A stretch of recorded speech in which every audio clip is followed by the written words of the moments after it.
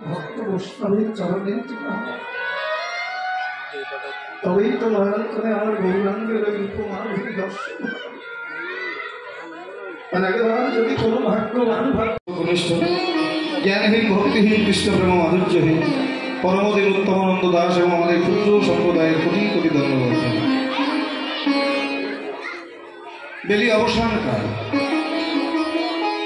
সূর্যদেব পাটে পড়েছে ধরে। এমন সময় নদীয়ার এক নাগরী একাকী একে গাগরী কাক্ষে করে চললেন সুরধনির তীরে জলা।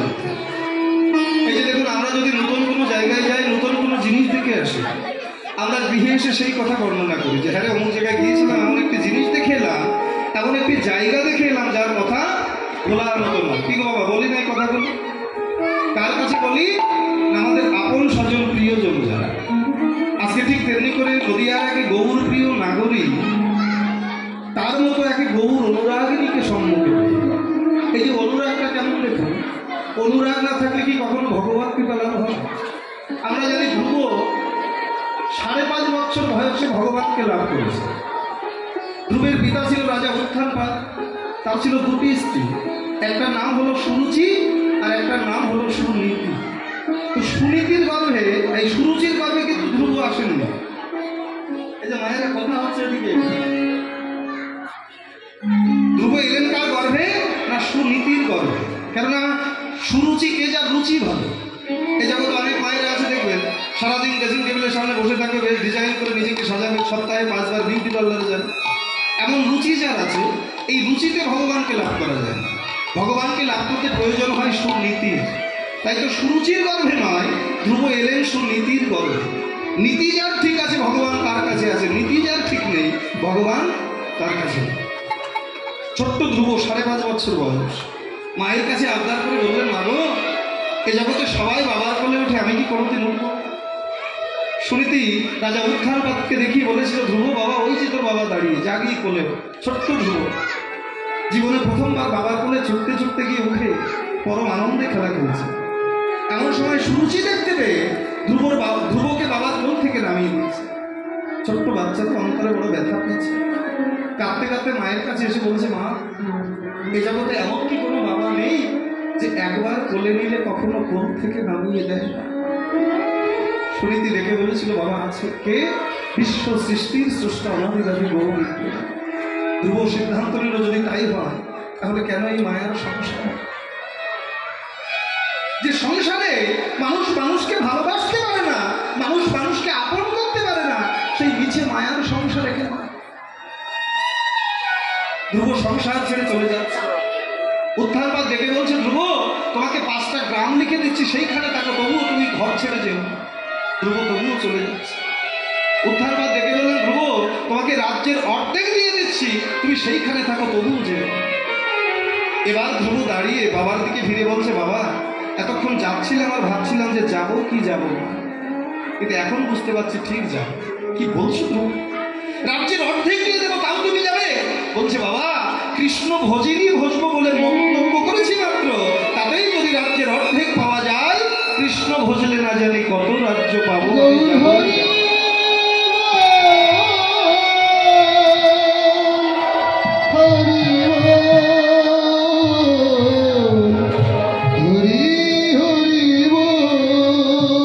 কেননা এই যে সংসার, এই সংসার শব্দের অর্থ আমরা বুঝি কি? যে তুমি আমি আমাদের ছেলে মেয়ে, এই হলো আমাদের সংসার। তাহলে এটা মানে সংসার নয়। সংসার শব্দের আবিধানিক অর্থ সম্যকরূপে অনুসরণ করা। কাকে না? একটা নিয়মকে। যেমন জন্ম অনুসরণ করছে মৃত্যুকে, মৃত্যু অনুসরণ করছে জন্মকে। এই যে জন্ম মৃত্যুর অবলীল খেলা, জন্ম মৃত্যুর সাবলীল খেলা, এরই নাম হলো সংসার। আর এই সংসার সাগরের জল কি দিয়ে তৈরি? তোমার জড়জাগতিক জগতের জল, এই যে সাগরের জল, ও মায়েরা, সাগরের জলের স্বাদ কেমন? সাগরের জল লবণ দিয়ে তৈরি, আর এই সংসার রূপী সাগরের জল দুঃখ দিয়ে তৈরি। সংসারে আসবেন না, দুঃখ পাবেন না, আজ অবধি কখনো কোনো দিন হয়নি আর হবে না। সংসারে আসবেন মানে আপনাকে দুঃখ পেতেই হবে। সেই দুঃখ যে কে কখন কাকে কোন দিক দিয়ে দেবে এটা কেউ বলতে পারে না। অনেক সময় সন্তানের দ্বারা পিতামাতা দুঃখ পাচ্ছে, অনেক সময় পিতামাতার দ্বারা সন্তান দুঃখ পাচ্ছে, অনেক সময় আত্মীয়ের দ্বারা আত্মীয় দুঃখ পাচ্ছে। আর সংসার এমন একটা জায়গা আপনি যদি মনে করেন যে আপনি বাধা, তবেই আপনি বাধা। মিছে মায়ার সংসার বলা হয় কেন? সে কেমন হয়েছে জানেন বাবা? যারা কাপড় কাছে তাদের কি বলে? পাল মশাই বলে। যারা কাপড় কাছে তাদের কি বলে? ধোপা। এই যে এক ধোপা প্রত্যেকদিন নদীর পাড়ে যায় কাপড় কাছে, এখন সেই কাপড়গুলো নিয়ে যায় একটা গাধার দিকে যায়। আজকেও নিয়ে গেছে।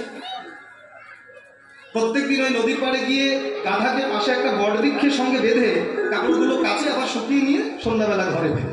আজকেও গেছে, কিন্তু গিয়ে আর ওই ধোপা কাপড় কাচতে পারছে না, মাথায় হাত দিয়ে বসে আছে। কেন না? কাপড় নিয়ে গেছে, গাধা নিয়ে গেছে, সবই নিয়ে গেছে, শুধু একটা জিনিস বাকি, সেটা কি গাধা বাঁধার যে দড়িটা, এই দড়িটা নিতে ভুলে গেছে। এবার ওই ধোপা মাথায় হাত দিয়ে চিন্তা করতে যে আমি যদি কাপড় কাচতে যাই গাধা থাকবে না, আবার গাধার জন্য দড়ি আনতে গেলে কাপড় কাচা হবে না, কি করি? উভয় সংকটে পড়ে গেল। এমন সময় পাশ দিয়ে এক ভক্ত বৈষ্ণব হেলে যাচ্ছে। তার দশাটা দেখে বললেন, কি বাবাজি এমন করে মাথায় হাত দিয়ে বসে আছে কেন? বলে আর বলুন, এসেছি সকালবেলা একটু কাপড় কেচে ঘরে ফিরবো, কিন্তু আমার এখনো কাপড় কাচাই হলো না। কেন?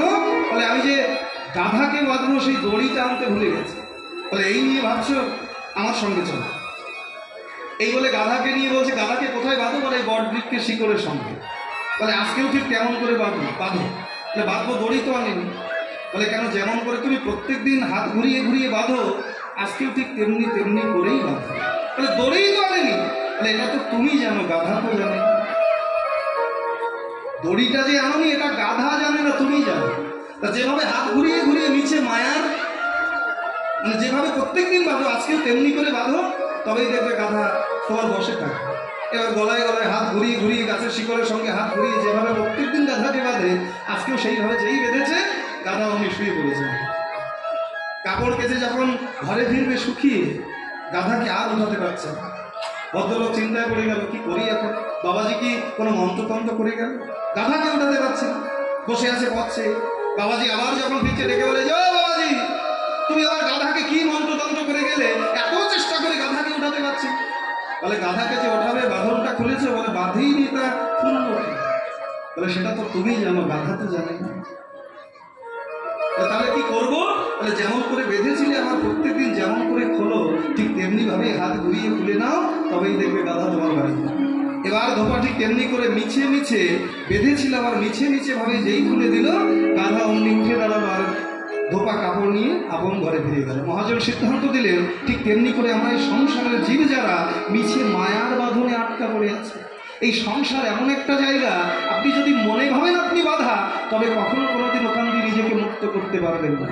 আর যদি ভাবেন যে না আমি বাধা নই, আমি মুক্ত, তাহলে জড়জাগতিক জগতের কোনো বাঁধন আর আপনাকে বেঁধে রাখতে পারবে, বেঁধে রাখতে পারেনি কাউকে। আমার রূপ গোস্বামীকে বেঁধে রাখা যায়নি, সনাতন গোস্বামীকে বেঁধে রাখা যায়নি, নরোত্তম ঠাকুরকে বেঁধে রাখা যায়নি, রঘুনাথ দাসকে বেঁধে রাখা। অনুরাগ যদি না থাকে, কখনো কি ভগবান কৃপা লাভ করা যায়? আজকে নদিয়ার গৌর প্রিয় নাগরিক একাকী কুম্ভ কাক্ষে করে সুরধনী গঙ্গার তীরে জল আনতে গিয়ে তার যে দর্শনের অভিজ্ঞতার কথা, সেই কথাটা অপর এক নাগরিকে ডেকে বললেন, দিদিরে বড় বাসনায় বুক বেঁধে গিয়েছিলাম সুরধনী গঙ্গার জলে জল আনবো, কিন্তু আমার আর জল ভরা হলো। তাহলে কেন? দেখ, ঘাটে গেলে ভাগ্যে ঘটে, এটা ঠিক, কিন্তু শূন্য কলসি নিয়ে তো কেউ ফেরে না। কি বাবা আসে কেন? মায়েরা কেউ জল আনতে গেলে শূন্য কলসি নিয়ে ফেরে, কিন্তু তুই কি শূন্য কলসি নিয়ে ফিরে এলি? বলে না রে সখী, আমি যখনই জল ভরতে যাব, এমন সময় তীরের পারে নয়ন, আর তীরের পারে নয়ন যেতেই এমন এক রূপের মানুষকে আমি নয়ন করে দর্শন করলাম। আমার কাগরিটা পূর্ণ হলো বটে, তবে সেটা সুরধনী গঙ্গার জলে না। আমার দুটি নয়ন জলে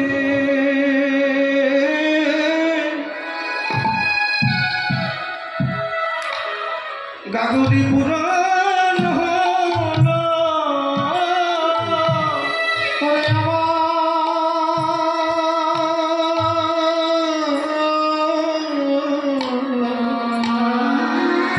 বেশি আনন্দিত হতাম যখন দুর্গা পুজো হতো।